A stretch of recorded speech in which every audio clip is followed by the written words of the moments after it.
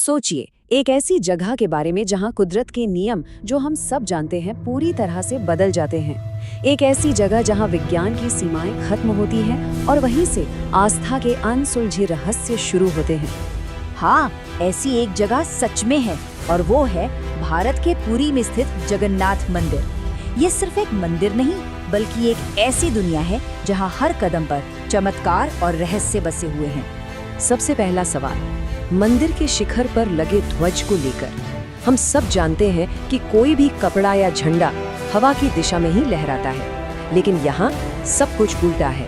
हवा किसी भी दिशा में बहे, मंदिर का ध्वज हमेशा उसके विपरीत ही लहराता है। आज तक कोई नहीं जान पाया कि ऐसा क्यों होता है। और बात सिर्फ ध्वज तक ही नहीं रुकती।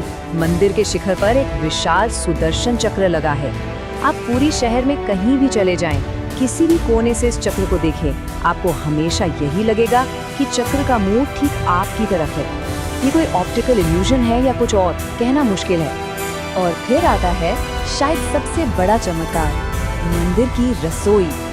यहाँ रोजाना हजारों और कभी कभी तो लाखों लोगों के लिए महाप्रसाद तैयार होता है।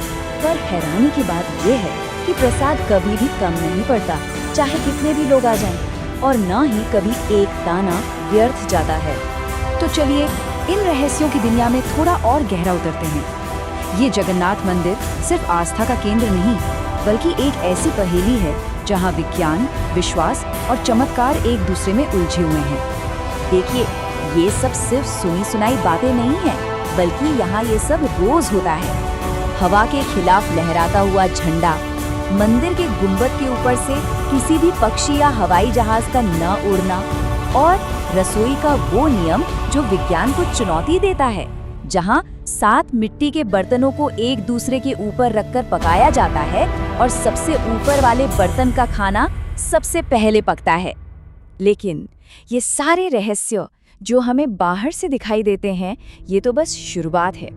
इस मंदिर का सबसे गहरा, सबसे बड़ा और सबसे सुरक्षित रहस्य तो भगवान जगन्नाथ की मूर्ति के अंदर छिपा हुआ है। जी हाँ, एक ऐसा रहस्य जिसे ब्रह्म पदार्थ के नाम से जाना जाता है। कहते हैं कि इसमें इतनी दिव्य ऊर्जा है कि अगर कोई गलती से भी इसे देख ले तो उसकी मौत हो सकती है। तो आखिर ये ब्रह्म पदार्थ है क्या? मान्यताओं के अनुसार ये भगवान श्री कृष्ण का भौतिक हृदय है, जो हजारों साल पहले उनके देह त्याग के बाद भी अग्नि में नहीं जला था। कहते हैं कि आज भी वो हृदय जीवित है और लगातार धड़क रहा है। इस रहस्य को इतना गोपनीय रखा गया है कि हर 12 साल में जब मूर्तियों को बदला जाता है तो एक खास रस्म होती है जिसे नवकलेवर कहते हैं। उस रात पूरी शहर की बिजली बंद कर दी जाती है। मुख्य पुजारी की आंखों पर पट्टी बांध दी जाती है, हाथों में मोटे कपड़े लपेट दिए जाते हैं और फिर वो कांपते हाथों से उस ब्रह्म पदार्थ को पुरानी मूर्ति से निकालकर नई मूर्ति में स्थापित करता है। इस नियम को तोड़ने का अंजाम बहुत खतरनाक माना जाता है। 2015 के नवकलेवर में कुछ पुजारियों ने दावा किया था कि जब वो उस पदार्थ को बदल रहे थे तो ऐसा लगा जैसे कोई नरम जीवित चीज उनके हाथों में उछल रही हो। उनमें से एक ने गलती से उसे छू लिया और कहते हैं कि वो अपना मानसिक संतुलन खो बैठा। तो ये ब्रह्म पदार्थ आखिर है क्या? जहाँ एक तरफ गहरी आस्था इसे श्री कृष्ण का जीवित हृदय मानती है, वहीं दूसरी तरफ कुछ शोधकर्ता जैसे प्रवीण मोहन ये थियरी देते हैं कि ये कोई प्राचीन आग रिएक्टर जैसा उपकरण हो सकता है। एक ऐसा डिवाइस जो बहुत ज्यादा इलेक्ट्रोमैग्नेटिक ऊर्जा पैदा करता है और शायद इसीलिए उसे नीम की लकड़ी जो बिजली की कुचालक होती है उसके अंदर रखना जरूरी है।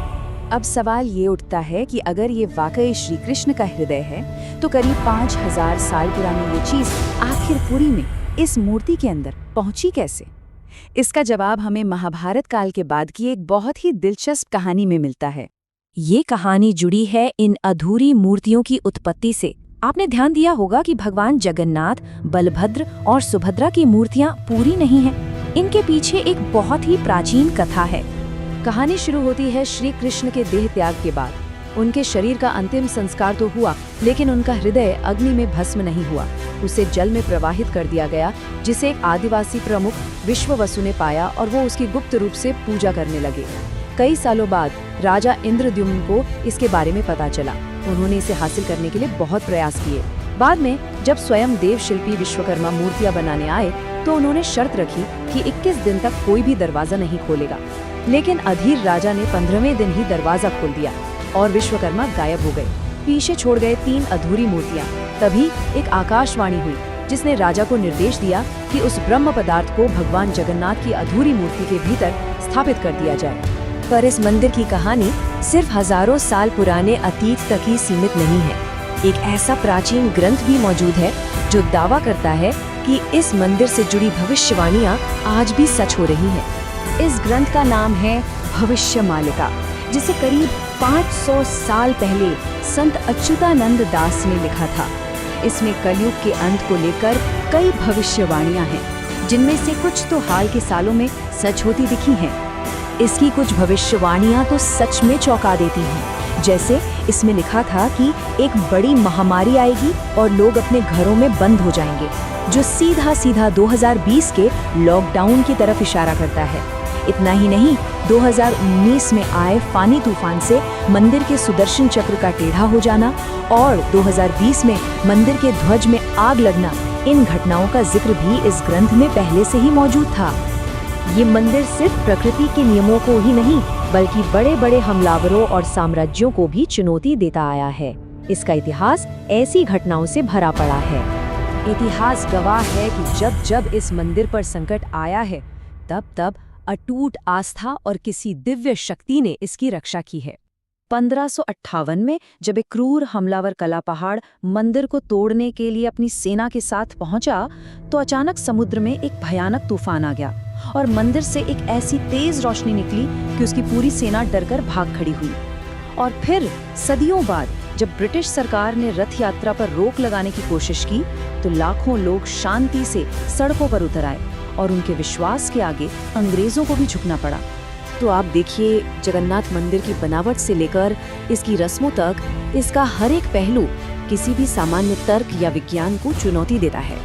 तो अंत में सवाल यही है, क्या ये सब सिर्फ इत्तेफाक है, सदियों से चली आ रही लोक कथाएं हैं, या फिर यहाँ वाकई कोई ऐसी दिव्य शक्ति काम कर रही है जो हमारी आज की समझ से बिल्कुल परे है?